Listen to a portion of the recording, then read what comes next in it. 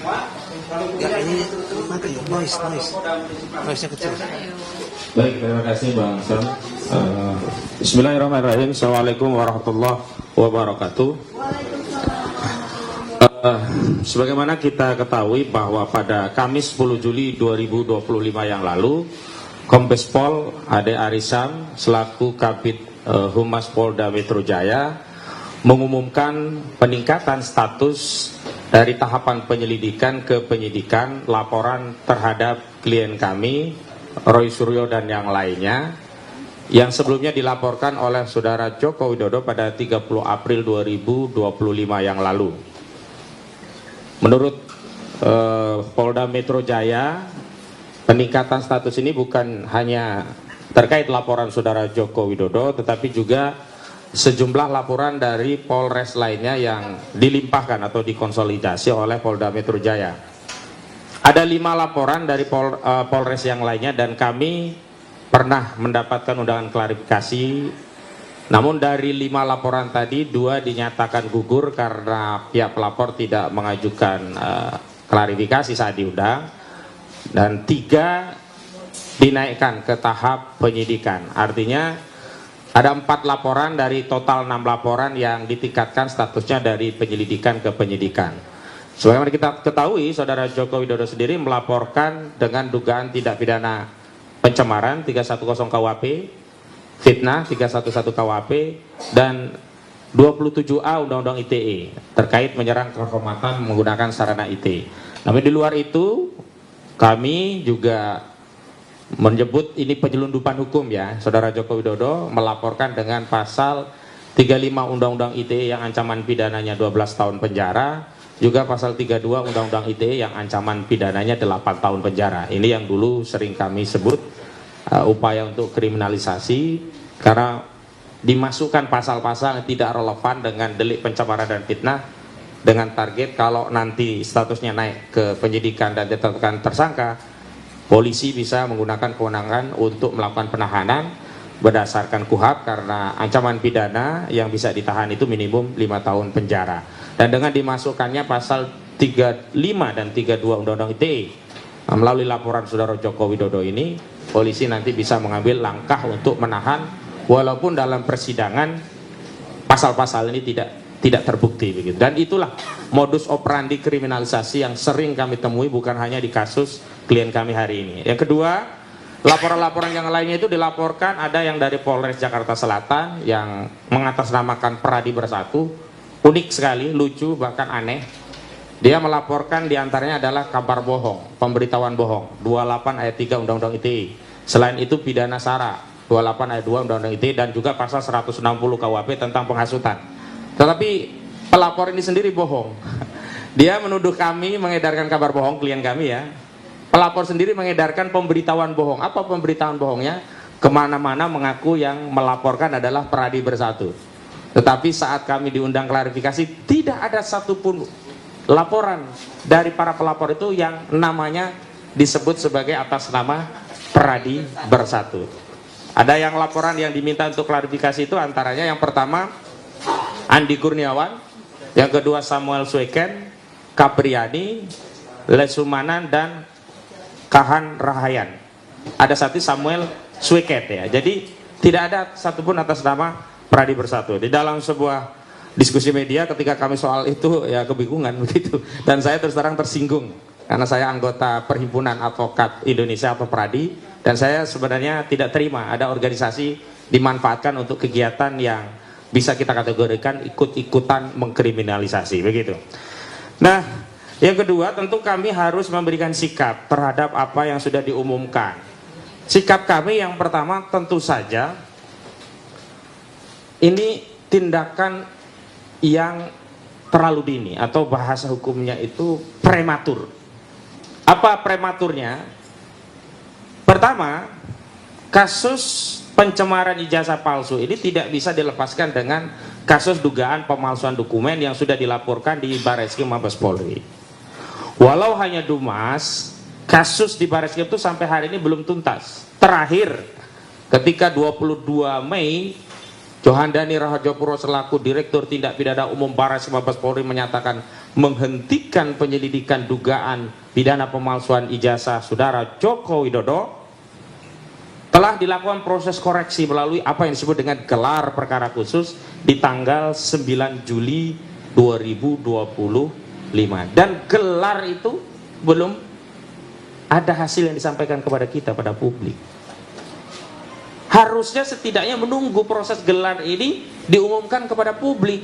Misalnya, kalau gelar itu ternyata menguatkan penghentian penyelidikan, oh berarti dianggap sama dengan hasil yang diumumkan Johandani Rahajopuro. Sebaliknya, jika ternyata gelar menyatakan bahwa penyelidikan ini ada cacat proses, prosedur, dan substansi, dan pihak Biro Wasidik selaku pengawas penyidik memerintahkan kepada penyidik untuk membuka kembali dan melakukan penyelidikan terhadap dugaan tindak pidana pemalsuan dokumen 263 KUHP yang diduga dilakukan oleh saudara Joko Widodo, maka kasus ini dibuka kembali. Jadi tidak relevan pencemarannya, karena apa? Kasusnya jalan gitu. Nah, dari situ kami kemudian muncul praduga, jangan-jangan semua akan dikondisikan. Pengumuman di Barreskrim nanti juga hasilnya akan sama, sehingga Polda berani meningkatkan penyelidikan ke tahap penyidikan. Oke lah kalau skenario demikian, tapi tetap saja harusnya menunggu pengumuman dari Biro Wasidik dulu hasilnya seperti apa. Karena ini berkaitan, tidak mungkin ada pencemaran ijazah palsu kalau belum dibuktikan ijazahnya asli. Bagaimana kalau ternyata bagaimana? Bang, audio. Nah, ini lagi. Cek. Tutup lagi. Bagaimana nanti kalau ternyata ijazah itu terbukti palsu? Kan nggak ada lagi fitnah, nggak ada lagi pencemaran begitu. Lagi pula sikap kami sudah jelas, kami keberatan klien kami disidik dengan pasal pencemaran dan fitnah sebelum dibuktikan ijazah ini asli berdasarkan keputusan pengadilan yang berkekuatan hukum tetap begitu. Jadi ini yang menyebabkan kami menyimpulkan ini prematur, dan karena ini prematur meloncat dari proses dan tahapan, ini yang kami sebut ada tendensi, ada atensi, ada kepentingan mengkriminalisasi klien kami melalui peningkatan tahapan dari penyelidikan ke penyidikan. Memang benar laporan saudara Joko Widodo walaupun delik aduan tidak pernah menyebutkan siapa terlapornya. Dan dalam undangan klarifikasi klien kami bertanya siapa yang terlapor, ternyata masih dalam lidik begitu. Tapi dalam konferensi pers media dan juga laporan dari 5 Polres yang lain sudah tegas menyebut nama-namanya. Klarifikasi terakhir itu sudah jelas terlapornya. Artinya apa? Artinya kasus ini memang sengaja ya dipercepat dengan target tertentu, dan target yang paling utama adalah ingin membungkam kebenaran. Sebab kalau motifnya bukan ingin membungkam kebenaran, harusnya diberikan otoritas yang sepadan, selevel, seimbang antara pelapor dengan terlapor untuk sama-sama mengobservasi, dan sebelum mengobservasi setidaknya ijazah itu diberikan hak akses kepada pihak untuk ngecek. Nah kalau ijazahnya ternyata asli, ya sudah, klien kami bisa minta maaf. Dan kalau ternyata dia asli dan ingin tetap melanjutkan fitnahnya, ya ayo kita ladeni fitnah itu. Tetapi sudah jelas ijazah ini dibuktikan asli. Dan kemarin ada narasi yang menurut saya harus kita luruskan. Katanya pembuktian ijazah palsu itu bisa dilakukan secara bersamaan dengan bergulirnya pasal fitnah dan pencemaran. Ini yang keliru. Untuk membuktikan ijazah saudara Joko Widodo asli atau tidak itu ada 3 langkah. Pertama melalui pengadilan tata usaha negara. Dan ini sudah tidak memungkinkan karena besikingnya, prodekaturnya sudah lebih dari 90 hari. Yang kedua melalui proses peradilan perdata. Perdata itu harusnya juga bisa masuk pokok perkara. Ternyata putusan pengadilan negeri Surakarta tidak jauh beda dengan putusan pengadilan negeri Jakarta Pusat yang dulu sudah pernah diajukan gugatan. Apa itu? Dinyatakan pengadilan tidak berwenang untuk mengadili kasus ijazah palsu saudara Joko Widodo. Lah kalau pengadilan tidak berwenang, lalu kemana rakyat yang mencari keadilan kalau pengadilan sendiri menyatakan tidak berwenang? Ini kan sama saja ngelempar masalah ini kepada publik. Kita bingung, katanya apa, pengadilan negeri nggak berwenang. Kenapa? Itu kewenangan pengadilan PT UN. Lalu nanti bawa ke PT UN, pengadilan PT UN nggak berwenang. Kenapa? Karena sudah lewat 90 hari. Lalu kemana ini rakyat mencari keadilan, begitu loh. Nah sekarang satu-satunya tinggal melalui pidana. Nah kalau melalui pidana, untuk membuktikan ijazah itu asli atau tidak, bukan melalui pasal pencemaran, tetapi 263 terkait pasal dugaan pemalsuan dokumen. Sehingga yang harus diteruskan itu adalah proses di Barreskrim, bukan yang di Polda.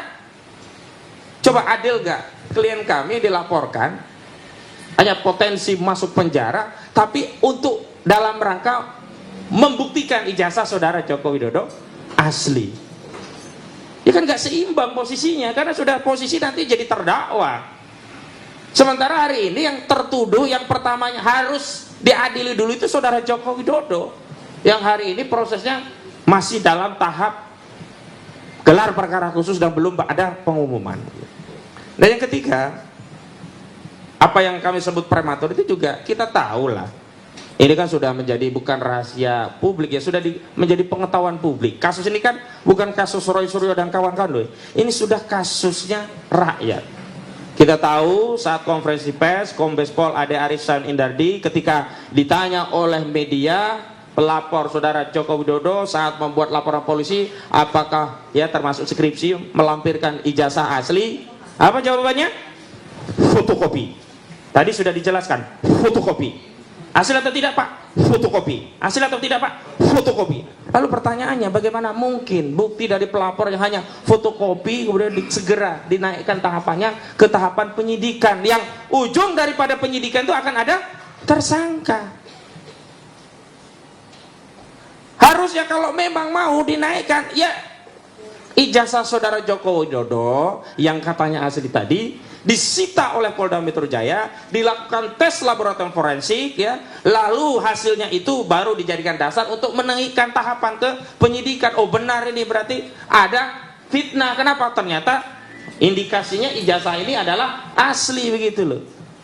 Bahwa benar sudah ada uji laboratorium forensik, tapi itu di Barreskrim. Dan itu hanya Dumas, kepentingan uji itu untuk Dumas, dan sudah digunakan untuk menghentikan Dumas penyelidikan. Tidak bisa hasil dari Barreskrim dipinjam oleh Polda atau disita oleh penyidik Polda untuk melanjutkan kasus dugaan fitnah dan pencemaran. Harus disita oleh penyidiknya berdasarkan LP-nya, LP saudara Joko Widodo itu, gitu loh. Lalu kami juga heran, aneh sampai hari ini bertanya-tanya, walaupun kami sudah tahu jawabannya. Sejak kapan proses penegakan hukum akses terhadap bukti itu dengan pinjam? Hebat sekali saudara Joko Widodo ini. Kalau yang lainnya disita, kenapa ada pembedaan terhadap saudara Joko Widodo? Ijazahnya tidak disita oleh Barreskrim, hanya dipinjam dan kemudian dikembalikan. Dan karena itulah saat gelar perkara khusus Biro Wasidik ya, Barreskrim tidak bisa menunjukkan ijazah. Kenapa? Barang itu cuma pinjaman, harusnya kan disita. Kalau disita, saat Biro Wasidik bisa ditampilkan, Pak Roy Suryo bisa lihat dan ternyata asli, langsung Pak Roy Suryo minta maaf, ternyata asli, selesai. Faktanya kan nggak demikian. Terus ada narasi yang dibangun, kami nggak percaya, nanti dikhawatirkan itu jebakan Batman. Kalau nanti ditunjukkan ya, kan nanti akan difoto-foto, ada macam-macam analisisnya, nanti tambah ramai. Itu kan berarti nggak percaya bahwa ijazahnya asli. Kalau ijazahnya asli, apa sih susahnya difoto? Gak ada masalah. Diuji berkali-kali juga dengan foto, dengan analisis apapun, kalau asli gak akan ada masalah, gitu loh. Artinya mohon maaf hari ini jika perkara ini berlarut-larut, saya minta maaf kepada seluruh rakyat Indonesia, bukan karena klien kami, bukan karena kami lawyer, karena kami memang tugas dan tanggung jawabnya membela klien kami. Tapi ini sumber masalahnya adalah saudara Joko Widodo sampai hari ini tidak mau menunjukkan ijazah yang disebutnya asli itu kepada kita semua. Jadi jangan dibalik-balik, jangan kita yang kemudian dianggap bikin gaduh. Akarnya ada di sana. Kemudian yang terakhir, kami menegaskan bahwa proses yang ada di Polda Metro Jaya itu sebenarnya repetisi, pengulangan terhadap proses yang telah dilakukan oleh Barreskrim. Apa itu? Ya ini tidak ada transparansi, tidak menjamin kredibilitas, dan pasti tidak ada akuntabilitas. Dan itu yang dulu kami jadikan dasar untuk mengajukan proses permohonan gelar perkara khusus terhadap Dumas yang tiba-tiba gelar perkara sepihak oleh Bareskrim dan dihentikan. Dan hari ini Polda mengulangi gelar perkara sepihak. Ade Ari Sam itu menyatakan udah gelar perkara, tapi gelar perkara yang mana? Kami tidak pernah dilibatkan. Bukti-buktinya udah lengkap, bukti yang mana? Semua sudah ada saksi ahli yang mana? Makanya kami juga akan mempertimbangkan upaya hukum yang sama sebagaimana sudah ditempuh di Bareskrim Mabes Polri untuk melakukan upaya permintaan gelar perkara khusus lagi. Kenapa? Karena terus terang kami tidak mempercayai proses prosedur dan tahapan yang dilakukan Polda, di mana kami tidak dilibatkan setidaknya untuk tahu ini loh tahapannya, ini loh bukti-buktinya, ini loh prosesnya, ini loh prosedurnya, ini loh dasar kewenangan kami melakukan penyelidikan, ini loh hasil kesimpulan dari penyidik terkait proses penyidikan, ini loh pemandangan ahli tentang unsur-unsur yang berkenaan dengan pasal. Kan nggak diberitahu. Kok juga bersamaan dengan saudara Jokowi pulang, seolah-olah ini kado untuk Jokowi. Pak Jokowi ini ada kado, Bapak udah pulang, udah agak sehat mungkin ya, ini ada kado, tahapannya naik ke penyidikan. Nggak bisa begitu, hukum harus tegak lurus. Yang lapor siapapun, sekalipun itu yang melapor adalah mantan Presiden Republik Indonesia. Selamat datang Pak Said Didu. Mungkin Bang Tendri agak geser nanti ya. Juga Bu Kurnia mungkin agak nyembil sana aja biar tidak ada perempuan di sarang penyamun ya. Ya, gitu. Nah, Pak Said Didu di tempatnya Bu Kurnia aja. Nah, sini. Nah. Ya. Enggak, Bu Kurnia itu bisa nanti lewat sel situ ya. Lewat sana, Bang. Bang, ada akses dari belakang, Bang. Ini resiko kalau terlambat memang begini, Bang. Iya. Sebelahnya aja. Geser-geseran.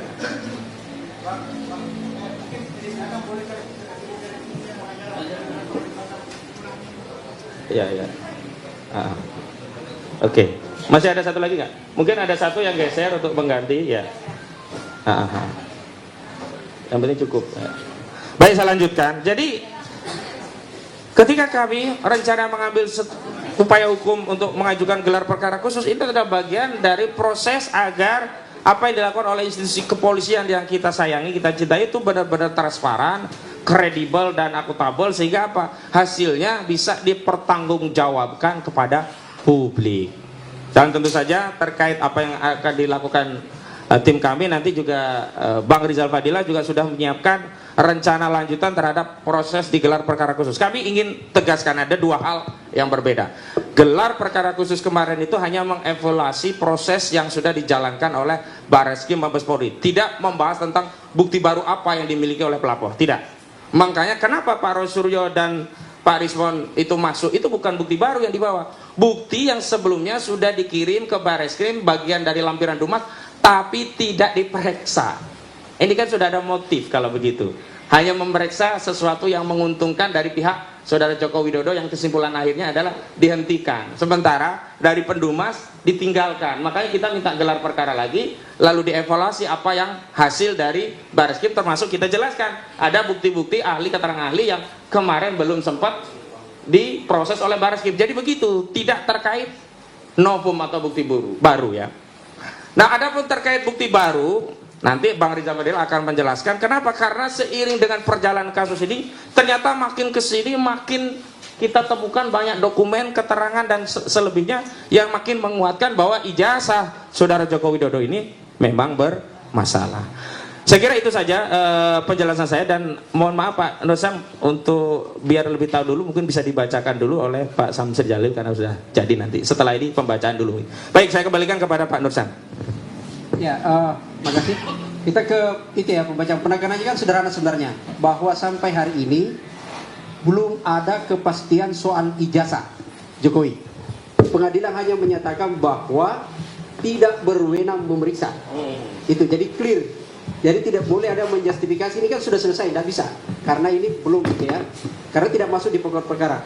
Ke Bang Samsid. Kita masuk ke ini ya, pembacaan pernyataan sikap dari kami, langkah-langkah apa yang akan di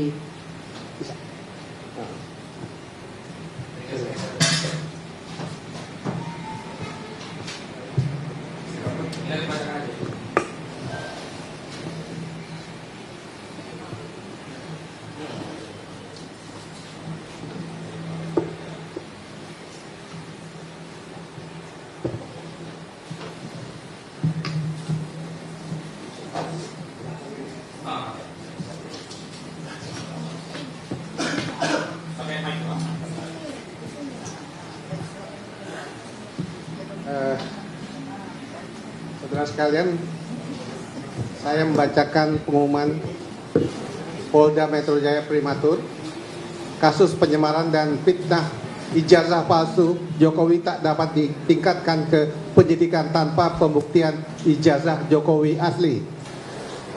Polda Metro Jaya telah mengumumkan kasus laporan tuduhan ijazah palsu Jokowi dinaikkan dari tahap-tahap penyelidikan ke penyidikan. Hal itu telah disampaikan oleh Kabid Humas Polda Metro Jaya, Kombes Polisi Ade Arisam Indradi pada hari Kamis 10 Juli 2025. Berkenaan dengan hal itu, kami, tim advokasi anti kriminalisasi akademisi dan aktivis selaku kuasa hukum Roy Suryo, Rismond Sianipar, Rizal Fadilah, Kurnia Tri Royani menyampaikan pandangan hukum sebagai berikut. Pertama, peningkatan status penyelidikan kasus dugaan pencemaran dan fitnah soal ijazah palsu yang diajukan oleh Saudara Joko Widodo ke tahap penyidikan tidak memiliki dasar hukum, mengingat seseorang hanya dapat dinyatakan melakukan pencemaran dan fitnah ijazah Jokowi palsu setelah dibuktikan ijazah Saudara Joko Widodo asli. Bukti hukum bahwa ijazah Jokowi asli harus berdasarkan putusan pengadilan yang berkekuatan hukum tetap, karena hanya putusan pengadilan yang bisa memberikan deskripsi yang otoritatif secara hukum untuk menyatakan ijazah Saudara Joko Widodo. Dalam kasus ini, ijazah Saudara Joko Widodo belum pernah dibuktikan oleh putusan pengadilan asli. Bahkan Saudara Joko Widodo hanya bermodal ijazah fotokopi saat membuat laporan polisi ke Polda Metro Jaya. Hal mana telah ditegaskan oleh Kombes Polisi Ade Arisam Indradi dalam konvers menjawab pertanyaan media dengan menegaskan bukti ijazah Joko Widodo yang dimiliki penyidik Polda Metro Jaya hanya berupa fotokopi. Dalam hukum pembuktian, dokumen fotokopi tidak memiliki kekuatan hukum dan bukan termasuk alat bukti yang sah sebagaimana dimaksud dalam pasal 184 KUHP. Kedua, kasus dugaan pemalsuan dokumen ijazah Joko Widodo saat ini sedang diperiksa oleh Biro Wasidik Bareskrim Polri melalui gelar perkara khusus pada tanggal 9 Juli 2025 lalu. Hingga saat ini belum ada pengumuman hasil atau kesimpulan dari gelar perkara khusus tersebut. Karena itu, tindakan Polda Metro Jaya yang meningkatkan status penyelidikan dugaan pencemaran dan fitnah ijazah palsu Joko Widodo terlalu prematur. Bahkan ada dugaan kuat karena ada pesanan dan desakan dari pihak-pihak tertentu. Mengingat hasil gelar perkara khusus Biro Wasidik Bareskrim Polri dapat memerintahkan penyelidikan ulang kepada Ditpidum Bareskrim Polri yang sebelumnya telah menghentikan dumas dugaan ijazah palsu Saudara Joko Widodo. Ketiga, proses gelar perkara yang dilakukan oleh Polda Metro Jaya soal kasus pencemaran dan fitnah ijazah palsu Joko Widodo dengan hasil meningkatkan status penyelidikan ke tahap penyidikan tidak transparan, tidak kredibel, dan tidak akuntabel. Keputusan sepihak tanpa melibatkan klien kami selaku pihak terlapor dalam perkara tersebut. Polda Metro Jaya kembali melakukan tindakan ceroboh seperti yang dilakukan Bareskrim Mabes Polri yang mengumumkan sepihak penghentian dumas dugaan ijazah palsu Jokowi. Karena itu kami juga mempertimbangkan akan mengambil upaya hukum dengan meminta proses gelar perkara khusus atas peningkatan status penyelidikan ke tahap penyidikan dugaan pencemaran dan fitnah yang diumumkan oleh Polda Metro. Demikian pernyataan hukum disampaikan. Terima kasih. Jakarta 14 Juli 2025. Tim Advokasi Anti Kriminalisasi Akademisi dan Aktivis. Tertanda Petrus Salestinus SH, Koordinator Litigasi, Ahmad Hozinuddin SH, Koordinator Non Litigasi. Sekian, terima kasih. Ya, makasih Pak Samsir Jalil gitu ya. Pembacaan pernyataan sikap kita ini kalau kita lihat, kita dengarkan seolah-olah ini ada kejar-kejaran gitu ya antara Barreskrim, Polda gitu. Tapi untuk menanggapi kenapa kejar-kejaran seperti ini, nanti Pak Saidi dulu yang bisa menganalisis itu. Kita ke Pak Rizal Fadila dulu. Apa langkah hukum yang akan dilakukan dalam waktu yang sesingkat-singkatnya? Ya. Assalamualaikum warahmatullahi wabarakatuh. Tentu langkah hukum yang akan diambil adalah menyampaikan kepada pihak Barreskrim untuk mengambil keputusan. Desakannya adalah bahwa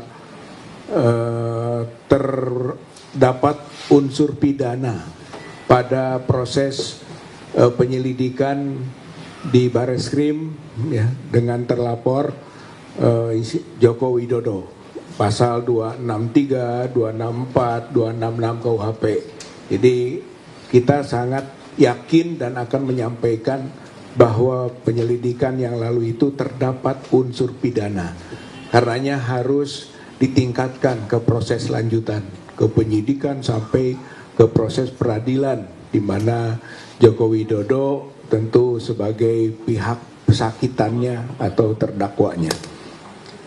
Yang kedua adalah tentu saja berkaitan dengan respon terhadap peningkatan penyelidikan ke penyidikan tadi yang di Polda Metro, karena terlibat juga pihak-pihaknya adalah kami juga begitu, adalah bahwa sebetulnya itu tidak memenuhi unsur pidana. Karena apa? Karena satu yang berkaitan dengan pencemaran fitnah atau yang diadukan dari keaduan oleh Joko Widodo itu tadi harus berbasis dulu pada keputusan tentang asli atau palsunya dokumen. Tanpa adanya keputusan itu tidak akan ada pencemaran, tidak akan ada juga fitnah gitu. Jadi tidak mungkin. Oleh karena itu dari mana unsur pidananya sudah terbukti. Lalu yang 5 lagi laporan gitu. Pada umumnya di antara para pihak yang dilaporkan atau dimintakan keterangan klarifikasinya menyatakan keberatan atas legal standing daripada pelapor.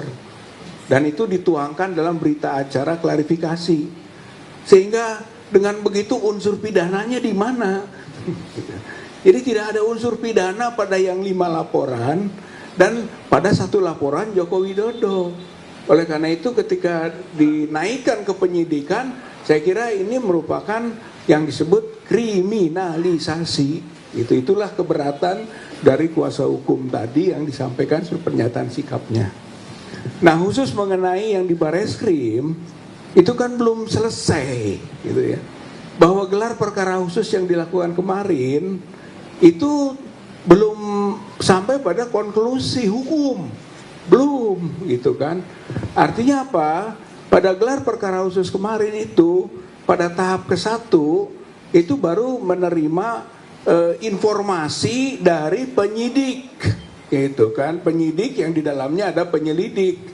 Informasinya tidak beda dengan yang diumumkan pada tanggal 22 Mei 2025. Berarti tidak ada sesuatu yang baru gitu. Bahkan dari pihak kita yang disebut pelapor atau pengadu mas begitu menyampaikan keberatan atas pengumuman tanggal 22 Mei tersebut, dan itu diungkapkan di gelar perkara khusus tadi gitu. Jadi sifatnya sudah ada penyampaian yang belum ada tindak lanjut. Nah, mungkin nanti saya ingin menegaskan tentang dasar-dasar pentingnya tindak lanjut itu begitu dalam kaitan dengan pasca gelar perkara khusus yang telah disampaikan kemarin, yang sebetulnya dari pihaknya penyidik yang di dalamnya ada penyelidik itu tidak ada sesuatu yang baru selain yang pernah diuraikan 22 Mei 2025. Saya kira itu poinnya. Nah, bagaimana langkah kita akan kita lakukan? Saya kira nanti siang, itu kan, pas pertemuan hari ini, kami akan, khususnya TPUA dan tim kuasa hukum, akan datang ke Bareskrim, gitu, menyampaikan bukti tambahan pendalaman penyelidikan, gitu, untuk mengambil konklusi bahwa penyelidikan belum selesai. Itu ya, nanti siang kita akan sampaikan itu di Bareskrim, khususnya kepada Karo Wasidik Bareskrim Mabes Polri. Itu siang ini. Nah, apa poinnya? Begini, pasca gelar perkara khusus, harapan agar proses penyelidikan dapat berlanjut hingga tahap penyidikan dan lanjutannya. Itu yang kita akan mohonkan dan kita desak. Karena alasannya begini.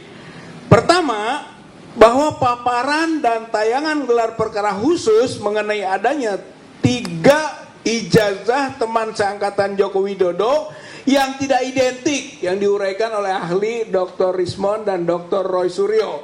Saya kira itu bantahan itu menjadi poin penting begitu, bahwa ijazah 3 teman seangkatan Joko Widodo tidak identik. Jadi berbeda dengan konklusi 22 Mei 2025 yang menyebut identik. Identik dari mana? Dan siapa komparasinya? Adakah autentikasi dari pembanding? Tidak dijelaskan di dalam gelar perkara khusus. Kami menyampaikan sesuai dengan uraian Dr. Roy Suryo, khususnya mengenai 3 ijazah itu, yaitu Pronojiwo 115, Hari Mulyono 116, Sri Murtiningsih 117, patut untuk dijadikan dasar adanya unsur pidana pada ijazah palsu Joko Widodo, karena dibandingkan dengan ijazahnya Joko Widodo tidak identik. Kalau tidak identik, ada unsur pidana. Itu, ini yang disebut dengan dasar kenapa ditingkatkan ke proses penyidikan dan seterusnya. Itu yang pertama. Yang kedua, perbedaan nama, tanda tangan pembimbing utama, ya, Profesor Dr. Rizur Ahmad Sumitro pada lembar pengesahan skripsi Joko Widodo dengan nama tanda tangan disampaikan putrinya Aida Grenburi Alumnus Fakultas Kehutanan UGM, sebagaimana ditayangkan, itu ditayangkan juga oleh kita, begitu. Ditayangkan saat gelar perkara khusus, dapat pula menjadi dasar adanya unsur pidana pada dugaan ijazah palsu Joko Widodo pada Dumas TPUA. Berarti poin pentingnya unsur pidana ada. Begitu, ini poin penting. Nah, yang ketiga, adanya temuan mengenai indikasi tim pembuat atau keterlibatan orang tertentu dalam pembuatan ijazah palsu Joko Widodo di Pasar Pramuka Pojok, menjadi alasan bahwa penyelidikan masih harus berlanjut. Itu poinnya. Penyelidikan itu tidak boleh dihentikan. Hasil gelar perkara khusus tidak boleh sampai pada konklusi menghentikan penyelidikan seperti 22 Mei 2025 yang lalu. Karena ada ini, yaitu ditemukannya tim pembuat atau keterlibatan orang-orang tertentu dalam pembuatan ijazah palsu Joko Widodo di Pasar Pramuka. Itu artinya sekarang tesis sudah bergeser. Dulu tesisnya ijazah asli, antitesisnya palsu. Sekarang geserannya, tesisnya ijazah Joko Widodo itu palsu. Itu antitesisnya asli. Berarti kewajiban membuktikan sudah bergeser. Sudah menjadi pengetahuan umum sekarang bahwa ijazah Joko Widodo palsu. Gitu. Tinggal yang membuktikan asli Joko Widodo. Itu terbalik sekarang ini pergeserannya. Gitu. Maka Joko Widodo harus membuktikan asli, dan itu belum ada. Maka belum ada dampak hukum bagi kami, gitu, para pihak ini belum ada dampak hukum, gitu. Nah, dengan itu kami sampaikan bukti nanti pada siang hari itu. Satu, video podcast Topi Merah dengan Refli Harun pada RH Channel dengan analisis error level analysis, ELA, luminance gradient analysis, face comparison, face recognition, dan lain-lainnya yang menunjukkan tidak identik dan dugaan kuat palsunya ijazah Joko Widodo. Itu poinnya nanti dari pembuktian itu. Yang kedua, video podcast Darmawan Sepriosa dengan mantan Intel Bin, ya, Bapak Kolonel Purnawirawan Sri Rajasa Chandra dalam acara Madilo Forum Keadilan TV mengenai investigasi pembuatan dokumen palsu di pasar Pramuka Pojok yang memperkuat dugaan pembuatan ijazah palsu Joko Widodo antara tahun 2012 sampai 2014. Begitu. Di lokasi tersebut.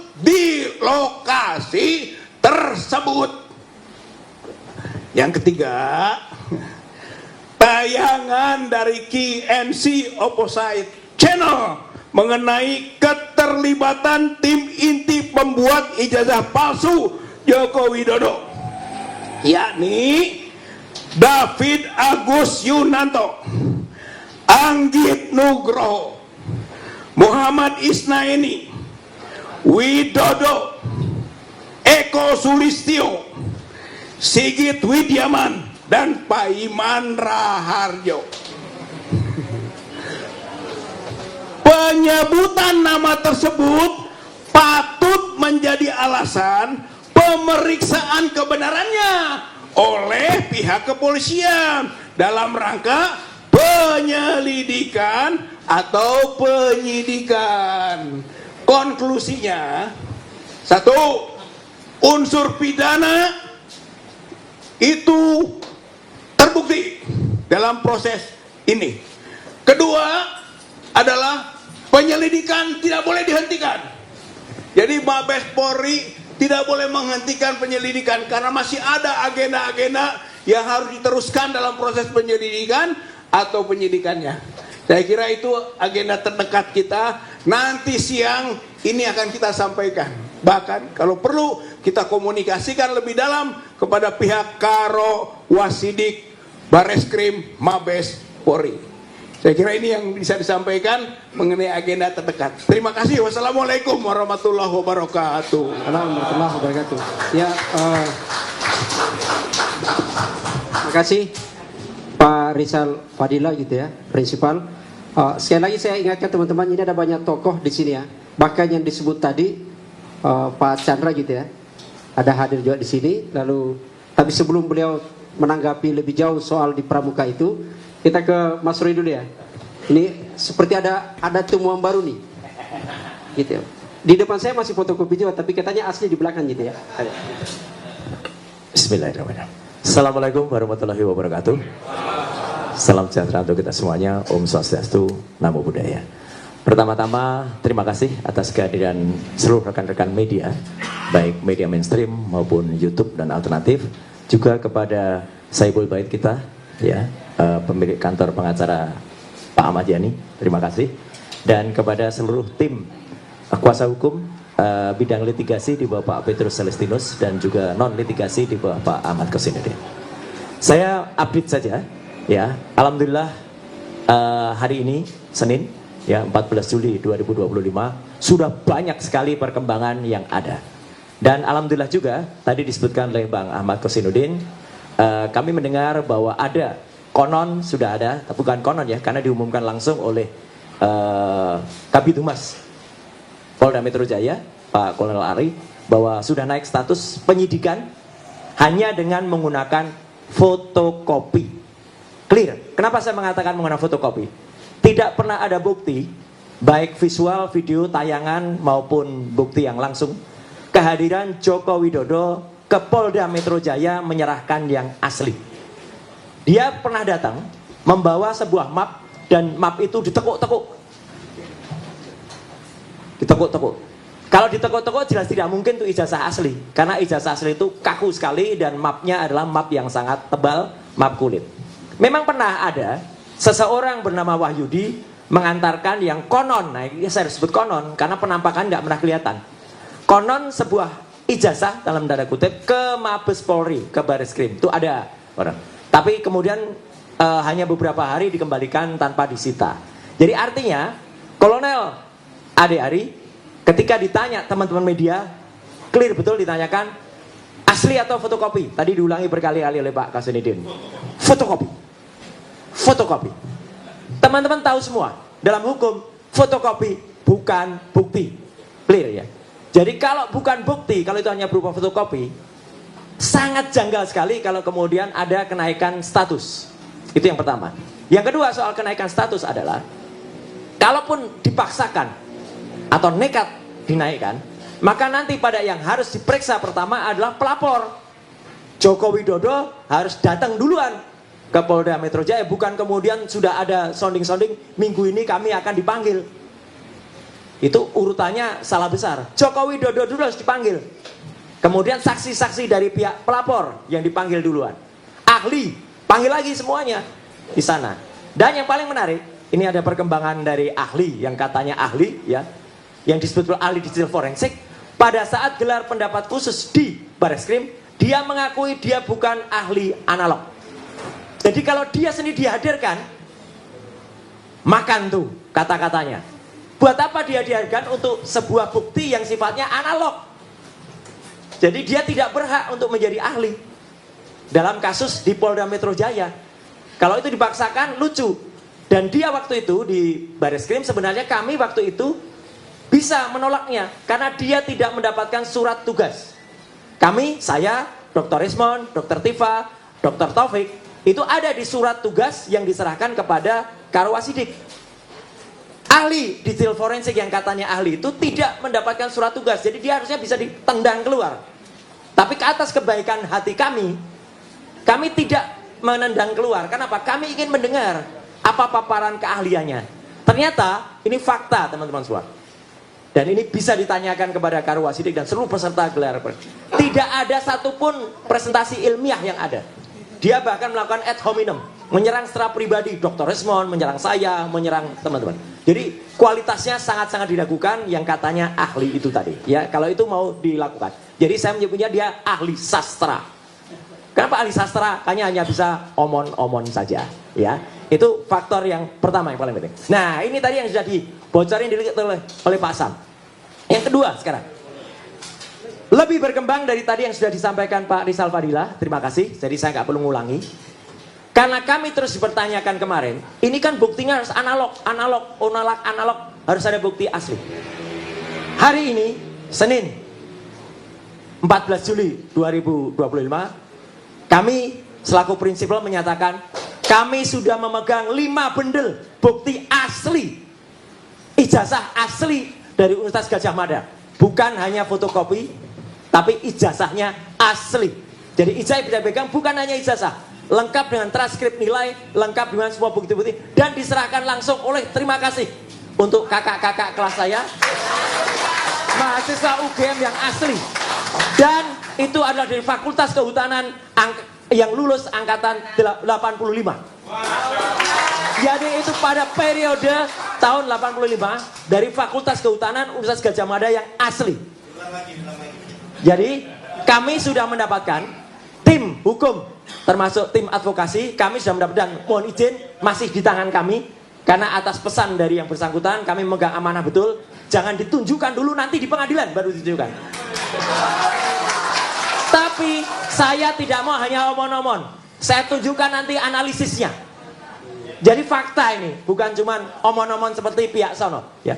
Ada 5 bendel, sekali lagi ada 5 bendel ijazah plus transkrip nilai asli dari UGM, Universitas Gadjah Mada, bukan UPP, Universitas Pasar Pojok Pramuka, ya, yang diserahkan secara baik, berjiwa nasionalis, oleh kakak-kakak kelas saya, karena saya angkatan saya lulus 91, beliau-beliau itu angkatan 85, dan tidak hanya dari Fakultas Kehutanan, ada juga fakultas lain, tapi tahunnya sama, lulus 85, semuanya asli.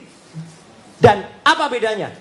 Ternyata perbedaannya sangat tajam dengan yang disebut ijazah miliknya Joko Widodo. Apa ketajamannya? Ini baru saya katakan. Saya sedikit contoh saja pakai ijazah saya sedikit ya. Ini ijazah asli saya. Ya, sebelah kanan kenapa buruat gitu? Ini nanti ada analisisnya, analisis ELA. Ini ijazah saya tahun 91, 6 tahun setelah ijazah 85. Yang pertama, di sini kalau diperhatikan, ada yang namanya watermark di seluruh bidang ijazah yang dicetak di kertas. Ada tulisan Universitas Gadjah Mada, Universitas Gadjah Mada. Jadi di situ ada tulisan Universitas Gadjah Mada, Universitas Gadjah Mada. Tidak ada di ijazah ini. Clear. Kehabisan tinta itu Mas. Tidak ada. Jadi watermark itu penting sekali. Ya. Saya sampaikan bukti ini semacam yang disampaikan Dr. Tifa kemarin sore, ya. Tapi tetap saya dengan Dr. Tifa tidak atau belum menunjukkan yang lembar aslinya dulu, karena itu akan di pengadilan. Tapi kami menunjukkan analisis. Yang kedua, ada yang namanya emboss. Itu dikatakan juga di Refli Harun oleh Dr. Tifa. Embossnya ada di mana? Nanti saya ceritakan embossnya. Jadi emboss itu ada logo Universitas Gadjah Mada. Dan itu tidak bisa dibuat di pasar pramuka. Nggak mungkin. Ada emboss yang ada di situ. Nembus sampai belakang. Yang ketiga, ada benang kertasnya. Jadi kertas ini genuine. Ada benang kertasnya. Saya bisa tunjukkan di ijazah asli milik saya. Mohon maaf kalau Anda lihat nama saya kok tidak mirip ya. Kok di situ terbaca Suryo Udoro. Kan saya Suryo Noto Dibrojo. Iya. Bapak Ibu, saya mendapatkan pergantian nama dari Roy Suryo Udoro menjadi KRMT Roy Suryo Noto Dibrojo. Asli juga itu. Ya. Dari Keraton Pakualaman. Keraton Pakualaman dan Keraton Jogja gelarnya tidak bisa dibeli. Asli. Lain dengan seseorang dari pasar pramuka yang tiba-tiba jadi KPH. Kanjeng Pangeran Haryo. Pangeran Haryo dari mana dia? Ya, atau ada orang yang tiba-tiba namanya Pangeran Mangkubumi. Pangeran dari mana dia? Ya. Nah, itu ya. Jadi jangan menyoal soal nama. Yang ketiga, ada logo di tengah. Dengan tinta tertentu. Yang tinta itu unik. Kadang-kadang tinta itu tembus sampai belakang kalau yang di aslinya. Karena tinta itu terbuat dari barang yang mahal. Itulah kalau ijazah asli. Dan yang kelima, ijazah saya sudah tidak ada. Tetapi di ijazah tahun sampai dengan tahun 85 memang masih ada yang namanya meterai. Meterainya nilainya tertentu. Kalau nilainya salah berarti ijazahnya palsu. Tahun 85 nilai dan warna meterainya adalah tit. Saya sembunyikan dulu untuk bukti nanti di pengadilan. Nah, jadi teman-teman semua, ada 5 kategori perbedaan ijazah asli milik 5 bundel sahabat-sahabat, maaf, kakak-kakak kelas saya alma mater, yang se-alma mater Universitas Gadjah Mada, yang sekali lagi terima kasih kakak-kakakku, Anda telah benar-benar dan ini undangan juga terbuka untuk semua aktivis, semua alumnus Universitas Gadjah Mada. Silakan kalau Anda ingin menyerahkan itu, boleh ke kuasa hukum, boleh ke kami, boleh ke Dr. Rismon atau juga ke Dr. Tifa. Ya, gitu. Kami akan simpan sebaik-baiknya dan kami akan rawat sebaik-baiknya. Nah, sesuai dengan janji saya kepada mereka, saya lakukan juga uji ELA. Jadi ini sekaligus jawaban teman-teman semua. Ada seorang yang katanya ahli, tapi tidak bisa mengatakan, dia hanya nggak bisa aja pakai ELA, tapi dia bilang ELA tuh nggak bisa untuk uji digital. Mas, ngaku aja kamu nggak bisa lakukan ELA. Topi merah itu adik kelas saya, ya. Itu pun bisa melakukan ELA. Gitu, error level analysis. Error level analysis itu artinya apa, teman-teman? Adalah kita menguji ijazah atau apapun. Kalau itu terdapat rekayasa atau terdapat penambahan, itu akan error pada bidang gambarnya. Tolong perhatikan ijazah saya ini teman-teman semua. Ini adalah ada tulisan ijazah. Kalau di ELA, di sini masih ada sisa tulisan IJA, masih ada. Masih ada juga logo UGM. Masih ada juga bagian foto saya. Masih ada juga tanda tangan dari rektor. Masih ada juga watermark, embossnya sebenarnya masih ada. Di ELA kelihatan. Inilah ijazah yang disebut milik Joko Widodo di tahun 85. Maaf. Kelihatan nggak bedanya teman-teman semua? Ini gambar jelas yang masih ada tulisannya. Ini kita cari tulisan ijazah aja nggak ketemu, logo aja nggak ketemu, bahkan mana nggak ketemu. Artinya ini adalah gambar yang sudah hasil rekayasa. Pak intelijen Pak Rajasa sangat paham. Ini adalah ijazah saya secara full. Kalau secara ELA masih, maaf gini kebalik, jelas sekali. Bahkan legislasi aja masih kelihatan. Ini tulisan ijazah, ini logo, ini foto saya ada di sini. Sekarang ini miliknya Joko Widodo. Mana ada kelihatan?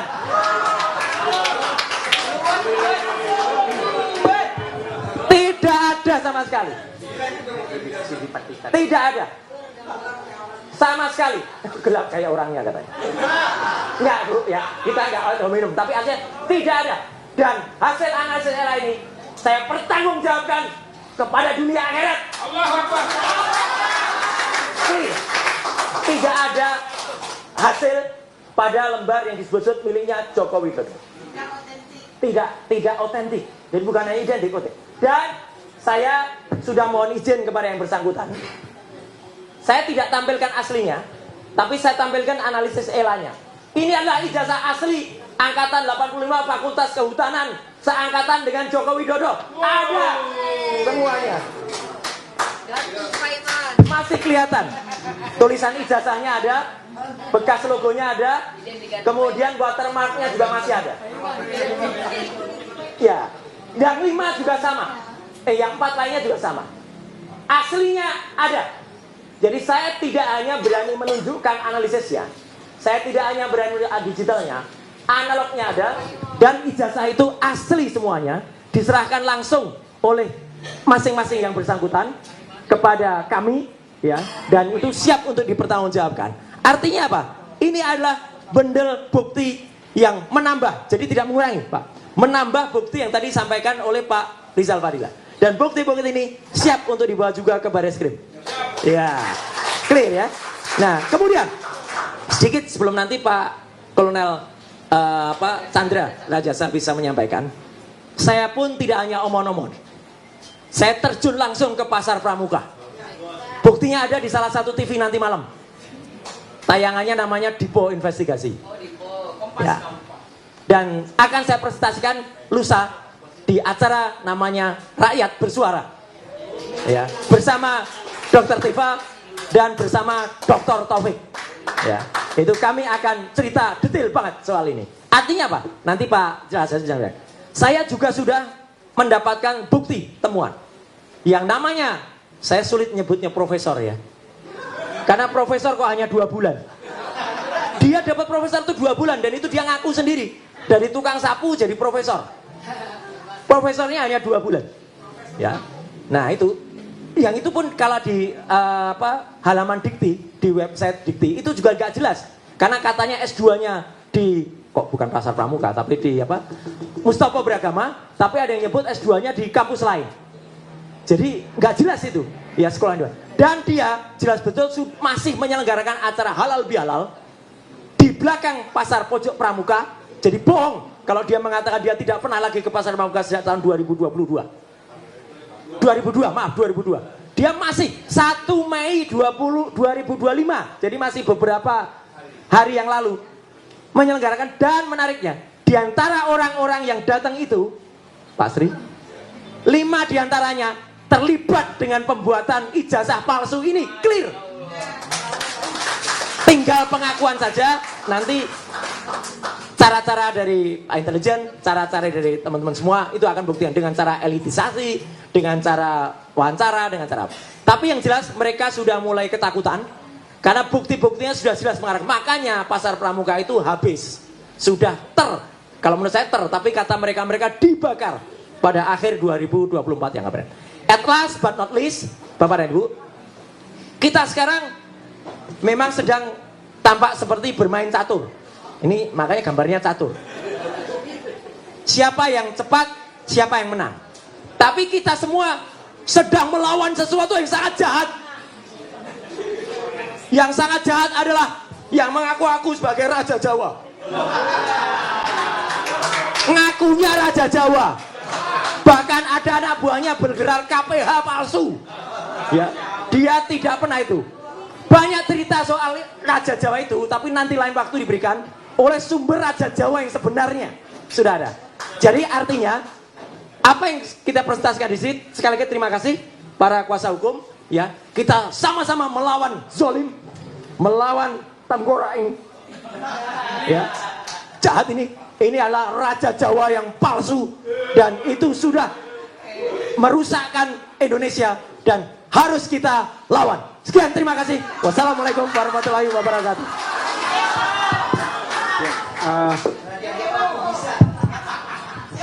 Ini saya agak bingung nih. Ini jumpa pers atau apa? Tapi yang pasti adalah asli. Terima kasih Pak Samsul Jalal, Manajemen Purnawirawan. Terima kasih sudah hadir gitu ya. Teman-teman sekalian, untuk efektifnya, sekarang ke Pak Said Didu. Ini apa yang terjadi sebenarnya negeri kita ini? Kok semakin seperti tidak beradab gitu loh. Saya persilakan Pak Said. Assalamualaikum warahmatullahi wabarakatuh. Saya pikir bangsa Indonesia harus menyimpan semua dokumen elektronik hari ini, siapa-siapa yang hadir di tempat ini. Karena saya menganggap orang-orang inilah yang menyelamatkan bangsanya. Jadi jangan hilang dokumen ini. Saya kemarin nelpon Pak Husainuddin, kita harus ketemu, bangsa ini betul-betul harus diselamatkan. Karena di titik tikungan yang sangat tajam, yang hampir seluruh aparat dan penguasa sudah menempatkan pembohong sebagai pahlawan. Dan orang jujur menjual kebenaran sebagai pecundang. Ini titik krusial yang sangat-sangat bahaya. Kita harus berkumpul apapun resikonya. Apapun resikonya kita harus hadapi. Saya memberikan penghormatan dan mungkin ya ngambil contoh lah. Katanya Raja Jawa ini pantas jadi nabi, kata mereka. Tapi ada yang menyatakan bahwa ini ada iblis yang dikirim dari neraka. Iblis yang dikirim dari neraka untuk merusak negeri ini. Dan saya berharap teman-teman ini adalah malaikat-malaikat melawan iblis itu. Ya, Dr. Suryo tidak lelah hampir 24 jam untuk berjuang, dan saya nggak tahu istrinya ngomong apa. Ya, yang kedua Dr. Tifa, seorang perempuan yang sangat tangguh dengan berbagai tantangan. Dr. Rismon tahu-tahu muncul dari Jepang datang ke Sumatera Utara, diterbangkan memperbaiki Jawa. Kemudian ada Pak Rizal Fadila, kita tahu ini adalah pejuang dari dulu, tidak pernah kendor apapun. Ibu Kurnia, perempuan tangguh. Egy Sudana, saya hanya penggembira di luar. Dan kita semua akan ada di belakang bapak-bapak. Insya Allah, bapak jangan kendor satu senti pun. Ijazah palsu, menurut saya ada 5 kebohongan yang mau disembunyikan oleh mereka. Bukan hanya Jokowi. 1, kebohongan identitas diri Jokowi sendiri itu yang dia paling takutkan terbuka. identitas diri, kan kita tahu ceritanya sebenarnya, dan kalau ini terbuka maka kita tahu siapa yang membentuk Joko Widodo sebenarnya. Saya pikir publik udah paham. Yang kedua adalah kepalsuan dan kebikin kepalsuan putranya yang menjadi wakil presiden. Itu juga kalau ini terbuka, ini akan terbuka siapa dia sebenarnya, dan kepalsuan terhadap dinasti ini akan terbuka semua. Ya. Yang kedua, ketiga adalah kepalsuan pemilu yang sudah dilakukan oleh dia, itu juga akan terbuka. Kebohongan itu akan terbuka. Yang keempat adalah kebohongan korupsi yang ribuan triliun, itu akan terbuka. Ribuan triliun korupsi yang terjadi selama rezim Joko Widodo. Yang ini adalah kebohongan tukang-tukang survei yang sekarang jadi komisaris BUMN di mana-mana. Jadi kita akan membongkar 5 kebohongan. Jadi jangan heran bahwa musuh kita banyak sekali, karena banyak sekali yang terancam. 5 kebohongan tadi saya ulangi: kebohongan identitas pribadi Joko Widodo, kebohongan terhadap putranya yang jadi wakil presiden, kebohongan pelaksanaan pemilu selama ini, kebohongan korupsi ribuan triliun, dan kebohongan survei-survei yang dilakukan selama ini. Ini 5 kebohongan. Nah, yang akan ditutupi sebenarnya. Jadi memang musuh kita sangat-sangat berat, karena penikmat kebohongan ini itu mulai dari istana sampai ke lurah.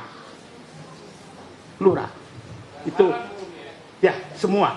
Nah, haram. Nah, di posisi seperti ini saya meminta kepada seluruh rakyat Indonesia 3 hal. Mari kita turun semua untuk membela kebenaran ini dan menggusur kebohongan yang hanya dilakukan oleh satu keluarga dari Solo. Masa kita kalah? Itu komandannya. Yang lain itu anak semua. Nah, saya pikir bapak-bapak jenderal pasti mendidih mendengarkan masa kita kalah sama satu dinasti yang tidak jelas. Ya. Yang kedua, kepada seluruh aparat, berhentilah aparat hukum menjadi pelindung daripada raja bohong ini. Betul-betul adalah hati nurani kalian. Saya berharap 3-4 orang yang pernah jadi pelaku utama raja bohong ini mengakulah. 2-3 orang saja mengaku, saya pikir Anda akan jadi pahlawan menyelamatkan bangsa ini. Jangan sembunyikan terus. Yang terakhir, kepada Presiden Prabowo, kalau tidak mampu memihak kepada kebenaran, minimal Bapak diam saja, nggak usah melindungi. Kalau memang tidak mampu, karena sering sekali ada kode-kode dari Solo itu langsung letoi lagi.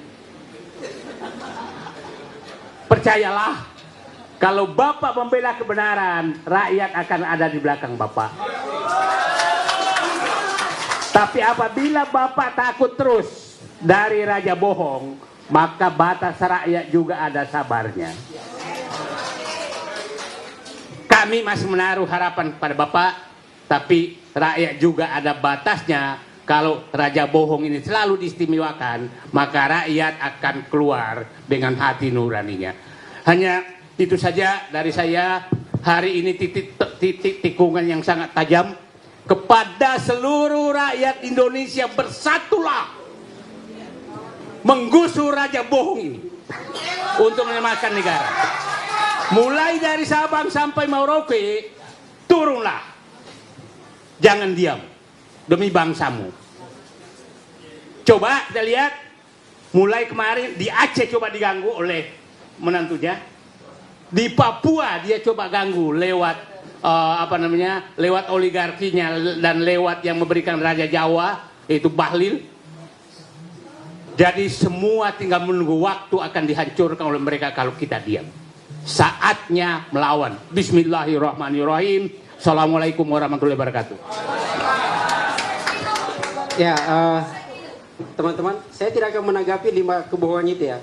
Tapi ini mengingatkan bahwa kalau teman melek informasi, ada kasus korupsi di Pertamina, dugaan kasus korupsi 286 triliun. Hampir setengah triliun kan gitu. Itu baru satu kasus. Celakanya bukannya diperbaiki, tapi komisarisnya adalah dari para lembaga survei. Saya ke Pak Majen Sunarko, saya persilakan. Majen Purnawirawan gitu ya. Dan saya ingatkan alhamdulillah kumisnya masih mempesona, nggak ada yang berani nyukur. Jadi nggak ada yang berani nyukur itu, sok-sokan aja itu. Bismillahirrahmanirrahim. Assalamualaikum warahmatullahi wabarakatuh. Salam sejahtera bagi kita semua.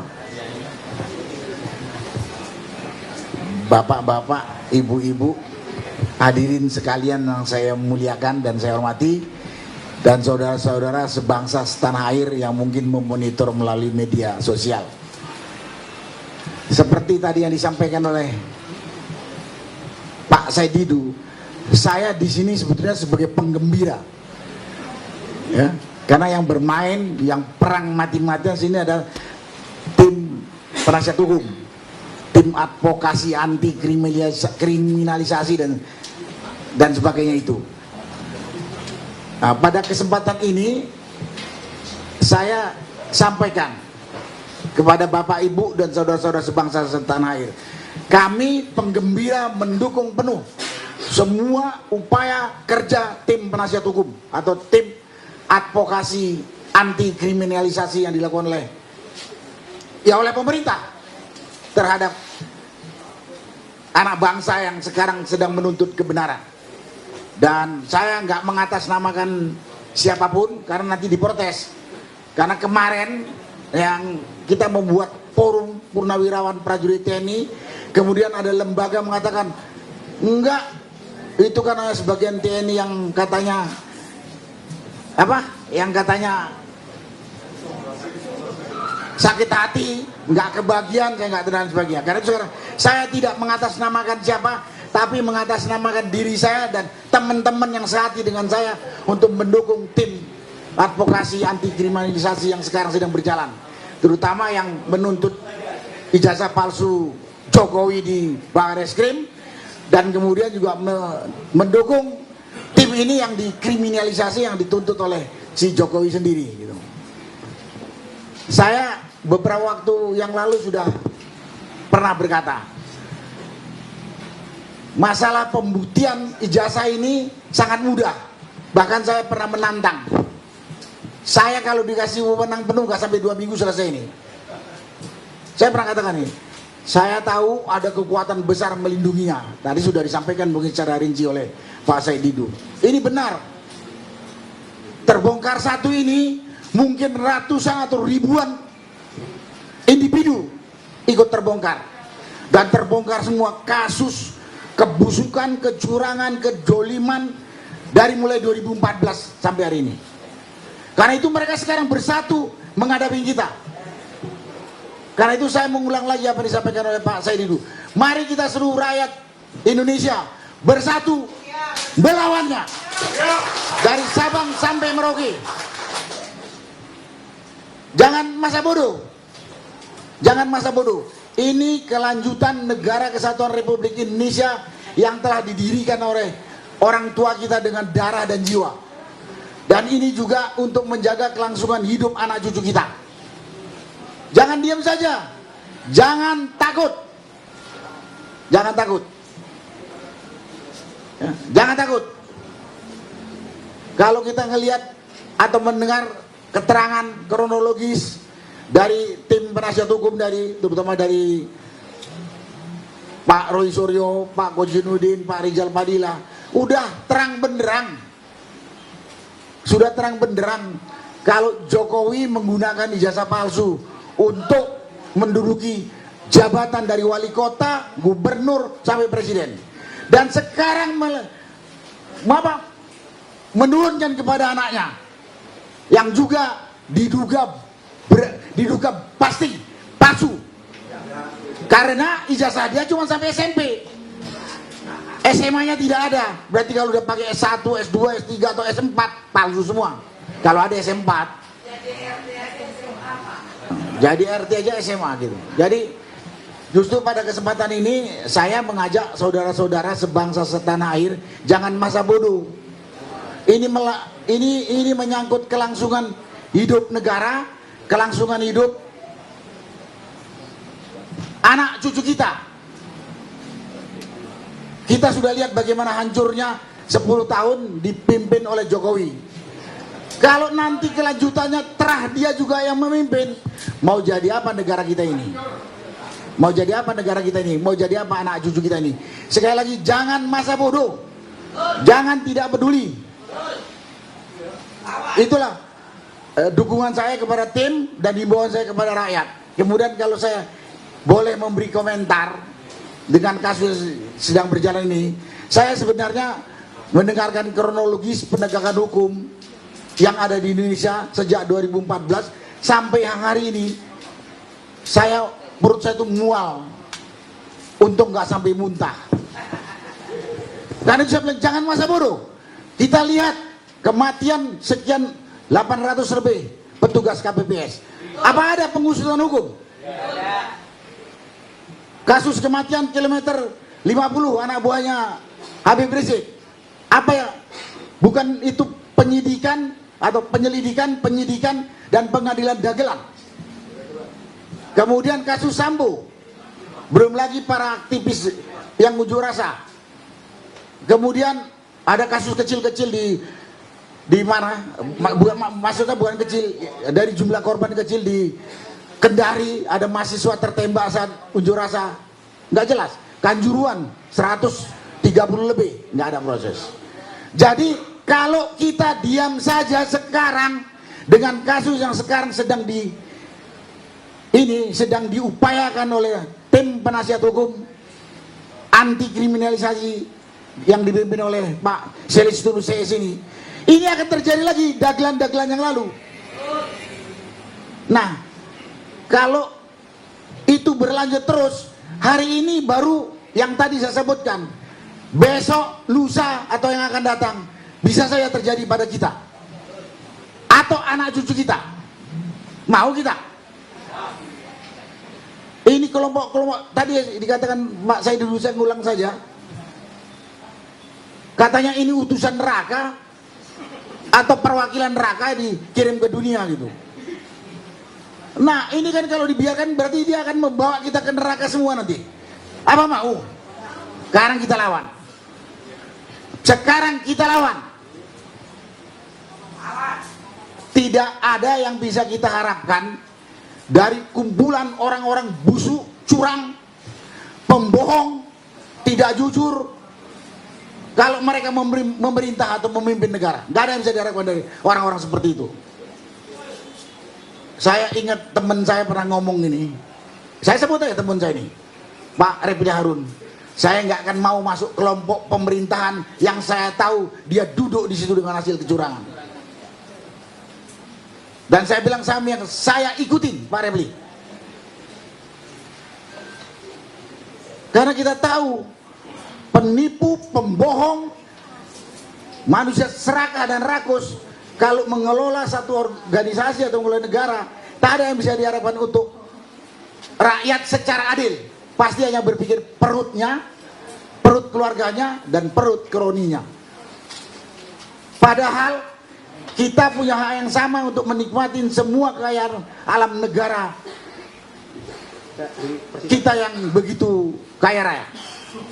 Karena itulah, mari kita berjuang untuk kelangsungan negara dan bangsa kita. Dan mari kita berjuang untuk anak cucu kita.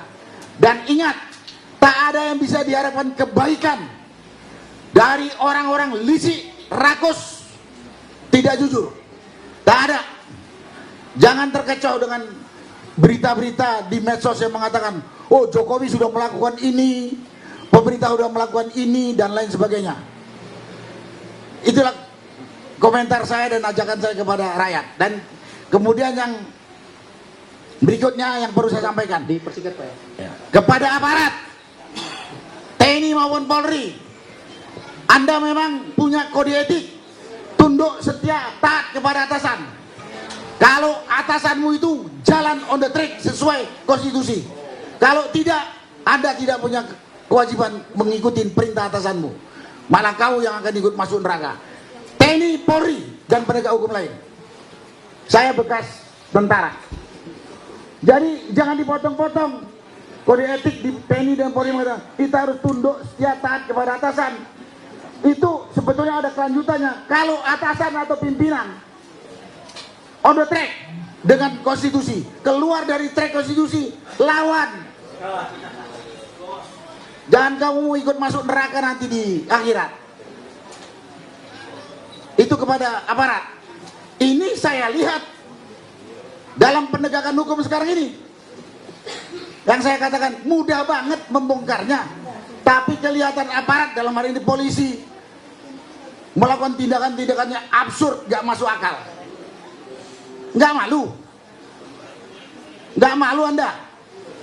Malu keluarga, malu anak cucu, atau nanti kalau udah mati dicatat polisi atau penegak hukum mungkin juga ikut TNI dalamnya, bongkar gitu aja nggak bisa katanya. Saya nggak percaya yang katakan polisi tidak mampu atau tidak profesional. Yang ada polisi dan aparat penegak hukum lain tidak jujur, tidak adil. Itu fakta yang terlihat. Ya. Karena dia tergabung dalam konspirator melindungi tadi, melindungi kebusukan yang sudah sejak 2014 itu. Dan terakhir saya cuma mengimbau atau minta atau teriak kepada Presiden Republik Indonesia ini, Presiden Prabowo, kemana bapak-bapak dengan kasus-kasus yang begitu ringan saja kok bikin gaduh bangsa ini. Tapi gaduh ini saat ini kalau berlanjut bukan gaduh Pak, mungkin kita bisa pecah belah. Karena aparat yang Bapak kendalikan bertindak tidak jujur dan tidak adil. Udah sangat kelihatan, absurd. Ini tadi juga secara rinci sudah disampaikan oleh Pak Said Didu. Dan itu sekali lagi yang terakhir ini, pemerintah ini kemana? Ini masalah tidak berat. Dan jangan buat narasi-narasi yang bikin Bapak sebetulnya, Pak Presiden maksud saya, sebetulnya malah merendahkan diri Bapak. Narasi macam kabinet saya bekerja baik, apalagi, dan lain sebagainya, banyak sekali. Saya kalau disuruh kumpulin sekarang banyak, nanti saya ditegur sama pembawa acara terlalu banyak saya ngomong. Tapi banyak sekali kasat mata, mudah diselesaikan. Kalau Presiden mau bersikap jujur, adil, bertanggung jawab, dah, lain-lain nggak ada. Kalau ada yang mengganggu Bapak, kalau Bapak sudah jujur, adil, saya siap mati di depan Bapak dan banyak rakyat untuk melindungi Bapak, Presiden. Jadi jangan takut. Itulah yang bisa saya sampaikan pada kesempatan ini. Terima kasih. Wassalamualaikum warahmatullahi wabarakatuh. Jadi jujur itu hebat, culas itu setan. Ke Bu Kurnia, sikat ya. Karena sudah jam, terlalu mau masuk dulu.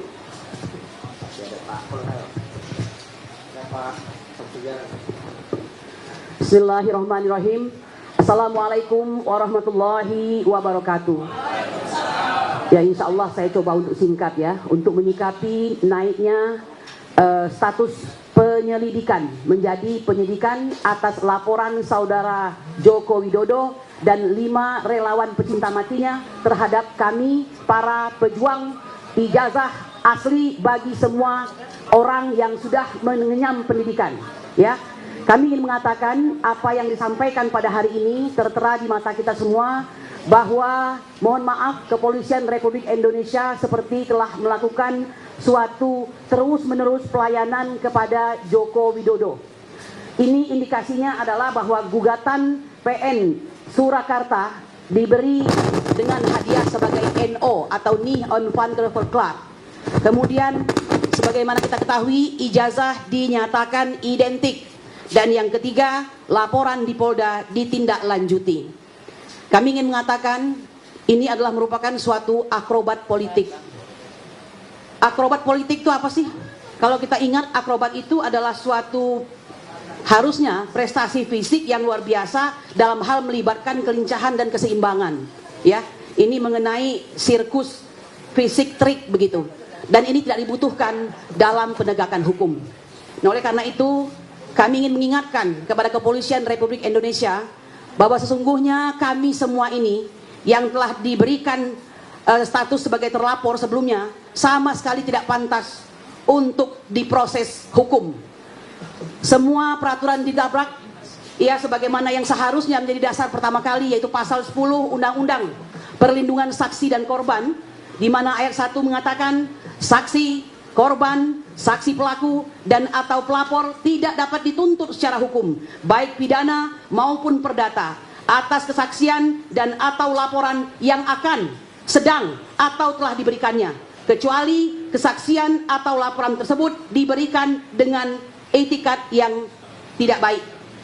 Dalam hal terdapat tuntutan hukum terhadap saksi korban, saksi pelaku, dan atau pelapor atas kesaksian dan atau laporan yang akan, sedang, atau telah diberikan, tuntutan hukum tersebut wajib ditunda sehingga kasus yang ia laporkan atau ia berikan kesaksian telah diputus oleh pengadilan dan memperoleh kekuatan hukum tetap.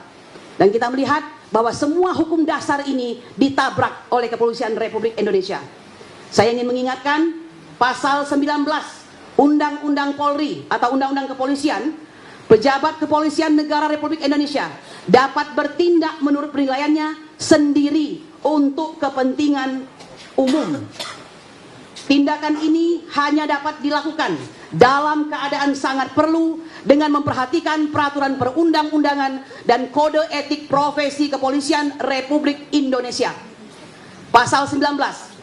Pejabat kepolisian negara Republik Indonesia harus bertindak berdasarkan norma hukum dan mengindahkan norma agama, kesopanan, kesusilaan, serta menjunjung tinggi hak asasi manusia dalam melaksanakan tugas dan wewenangnya. Kepolisian negara Republik Indonesia mengutamakan tindakan pencegahan dalam melaksanakan tugas dan wewenang. Demikian dua buah pasal Undang-Undang Kepolisian atau Undang-Undang Polri yang menurut kami ini pun telah ditabrak. Bapak Ibu sekalian, sebagai tambahan saya ingin menambahkan kepada Anda, karena di dalam gelar perkara khusus kemarin, kuasa hukum dari atau penasihat hukum dari Bapak Joko Widodo itu mengatakan bahwa tidak ada hubungannya antara Dumas yang dilaporkan oleh TPUA dengan perkara yang mereka laporkan di Polda. Saya ingin mengatakan itu suatu kebohongan, ya, karena justru laporan tersebut ada dikarenakan ada Dumas kami di Bareskrim. Saya menyatakan demikian karena kami adalah saksi hidup yang datang ke Solo bersama Rizal Fadilah dan Damai Hari Lubis. Kami adalah orang-orang yang berhadapan dengan saudara Joko Widodo, ya, dengan catatan telah berkirim surat sebanyak 2 kali, yaitu tanggal 24 Maret dan tanggal 5 April juga berkirim surat ke rektorat daripada UGM, ya. Nah, jadi kami ingin mengatakan dijawab dengan sangat baik. Kami datang dengan baik, meskipun harus kami sampaikan dengan jujur bahwa di dalam pertemuan dengan saudara Joko Widodo kami telah diintimidasi, ya. Kami diintimidasi beberapa kali dengan mengatakan karena ini sudah ramai, saya akan menempuh jalur hukum. Ya, kata jalur hukum di situ bukan melakukan suatu gugatan PMH misalnya di pengadilan, bukan. Dan sudah dijawab beberapa hari kemudian setelah kami kembali ke Jakarta dengan laporan yang dilakukan nabok nyilih tangan, yaitu 5 orang melakukan pelaporan lebih dahulu mungkin untuk test the water begitu ya. Barulah pada tanggal 30 April 2025 beliau sendiri yang melaporkan ke Polda Metro Jaya. Jadi saudara Yakub Hasibuan, jika Anda mengatakan ini adalah tidak ada hubungannya, itu suatu kebohongan besar. Oleh karena itu, saya tambahkan, sebagai seorang advokat yang disumpah Kami menjalankan tugas kami berdasarkan ketuhanan yang Maha Esa. Oleh karena itu, kami mengingatkan saudara kami se-Integrated Criminal Justice System Polisi Republik Indonesia untuk mengingat kembali surat An-Nisa ayat 135 yang berbunyi, wahai orang-orang yang beriman, jadilah kamu penegak keadilan, menjadi saksi karena Allah, walaupun terhadap dirimu sendiri atau terhadap ibu bapak dan kaum kerabatmu. Jika dia yang terdakwa kaya ataupun miskin, maka Allah lah yang lebih tahu kemaslahatan atau kebaikannya. Maka janganlah kamu mengikuti hawa nafsu karena ingin menyimpang dari kebenaran. Dan jika kamu memutarbalikkan kata-kata atau enggan menjadi saksi, maka ketahuilah Allah Maha mengetahui terhadap segala sesuatu apa yang kamu kerjakan. Demikian yang bisa saya sampaikan. Semoga kiranya keadilan segera datang. Subhana rabbika rabbil izzati amma yasifun wa salamun alal mursalin walhamdulillahi rabbil alamin. Assalamualaikum warahmatullahi wabarakatuh. Ya, berikutnya terakhir ke Pak Maijen Pernegaraan Samsul Jalal. Pakai baik. Setelah itu kita kalau ada tanya jawab ya, saya ini. Nanti teman-teman pengacara lain yang menjawab ya kalau.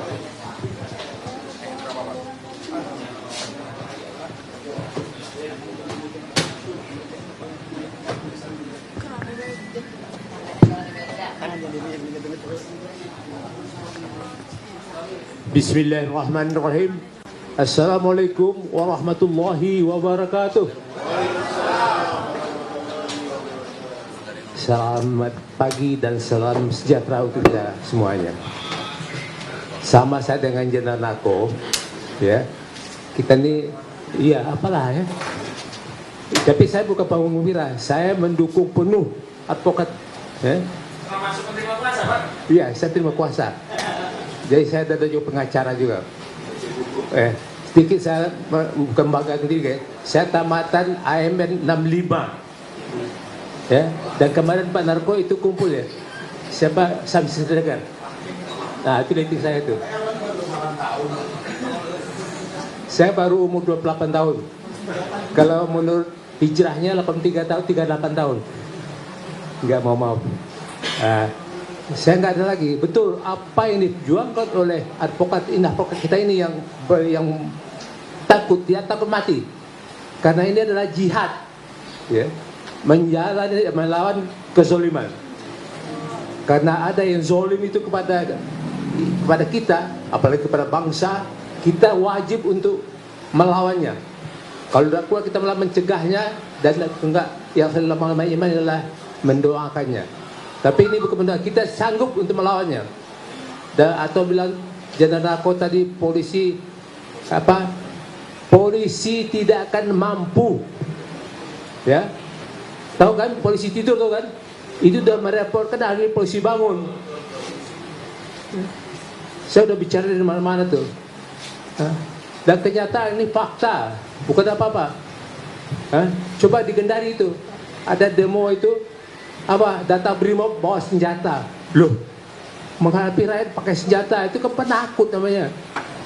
Masa bawa rakyat menghadang rakyat demo itu pakai senjata? Gak ada itu. Dan tak satu lagi, saya pernah bicara dengan mantan Kasat itu, Andika. Itu untuk negara Papua itu kan dirubah. Tadinya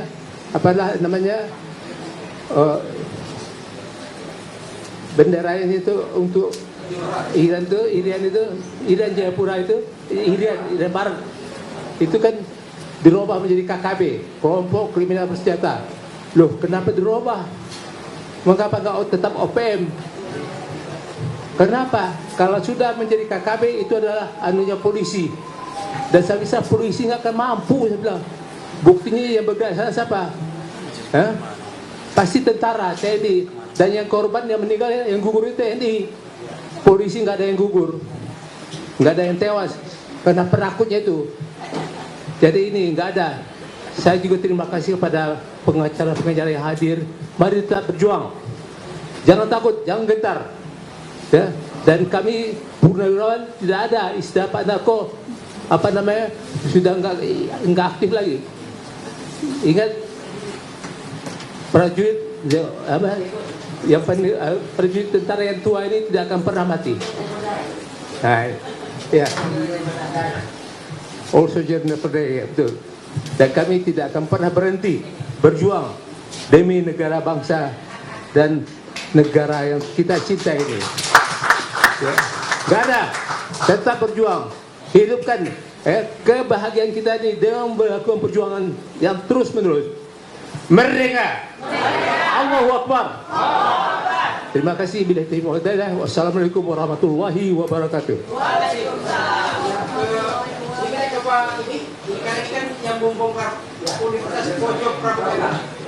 Assalamualaikum warahmatullahi wabarakatuh. Saya hanya melengkapi hasil penelitian Mas Roy dan kawan-kawan. Sebagaimana saya sampaikan terdahulu, ada Pasar Pramuka Pojok yang nantinya sebagai saksi sejarah tumbangnya kejahatan Jokowi. Halal bihalal yang dilakukan oleh Paiman ternyata membuka kotak Pandora kejahatan Paiman dan kawan-kawannya di Pasar Pramuka Pojok. Dari foto-foto yang dapat kita ambil, di sanalah terlihat siapa yang ahli tanda tangan, siapa yang ahli ini, dan semuanya ada.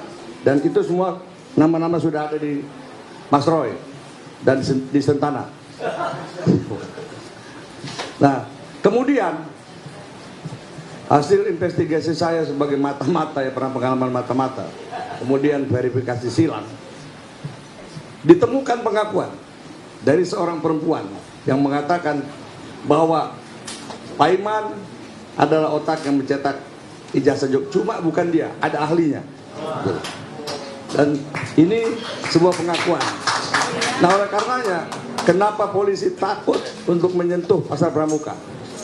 Karena disitulah akan terbongkar bahwa terjadi sebuah kebohongan yang dilakukan oleh Jokowi. Tapi satu hal lagi yang penting saya sampaikan. Jokowi bukan hanya pembohong, tapi dia pengkhianat. Seperti yang Bapak katakan soal Papua.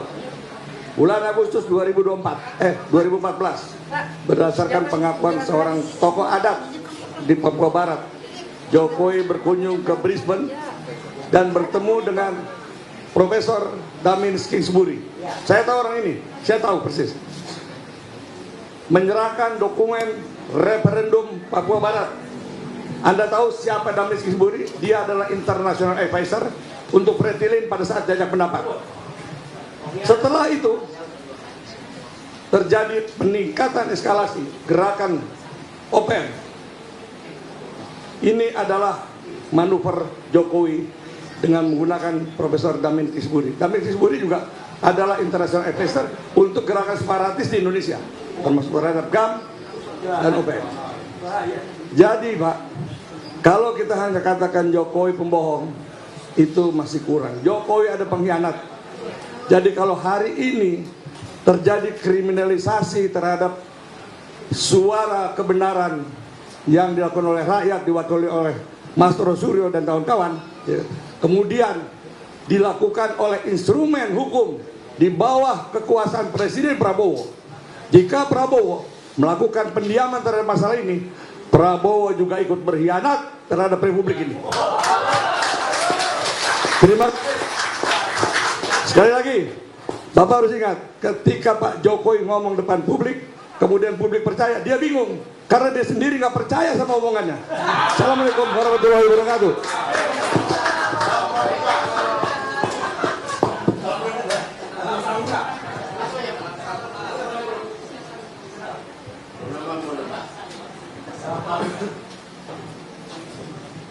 Ya, mohon maaf.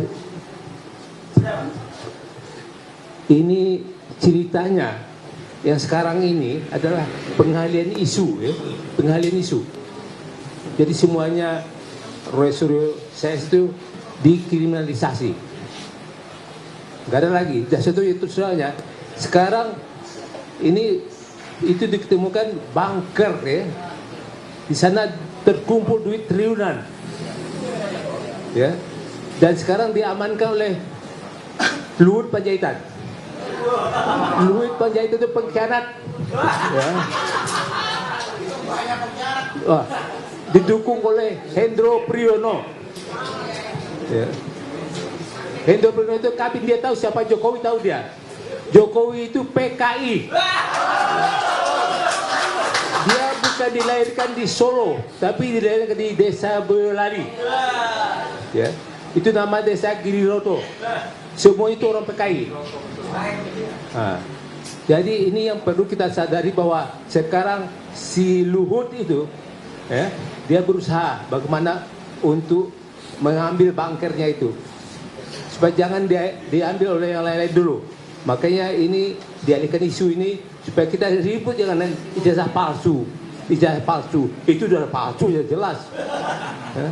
Tapi polisi ini ya, polisi saya bilang itu polisi tidak benar. Maka korupsi juga di partai coklat yang banyak, ya, yang banyak korupsinya itu. DPR semuanya itu korupsi. Sudah di DPR itu Ciptaning, sama Eko, Oneng, itu banyak lagi. Itu PKI-PKI. Dan kita sekarang dikendalikan oleh PKI gaya baru. Maka kita diadu domba. Maka kita yang hadir di sini dan semua rakyat bangsa Indonesia jangan terpengaruh oleh PKI gaya baru. Kita diadu domba. Maka kita sadar sekarang bahwa kita harus tetap berjuang. Insya Allah Allah bersama kita. Allahu Akbar. Terima kasih. Baik teman-teman sekalian, karena waktu gitu ya. Kecuali nanti kalau ada yang mau bertanya, ini semua ada tim lawyer untuk bisa menjawab gitu ya. Ada Basam Sejalin, ada Bang Tenri, Panjahmada, Membeli. Ini banyak nih. Bang Medi, siap gitu ya. Jadi di belakang ini. Jadi yang tertinggi, yang maha tinggi gitu ya. Baik teman-teman sekalian, suruh. Oh ya, tertinggi. Teman-teman sekalian, saya kira kita akhiri ya, karena mau juga ke Baris Krim dan lain-lain gitu ya. Terima kasih atas kehadirannya semua. Sekali lagi para tamu yang mensupport gerakan teman-teman Mas Roy. Sekali lagi ini bukan perjuangan Mas Roy gitu ya. Bukan untuk diri, apalagi keluarganya sudah terganggu, tapi untuk kita semua. Sekali lagi mohon maaf. Assalamualaikum warahmatullahi wabarakatuh.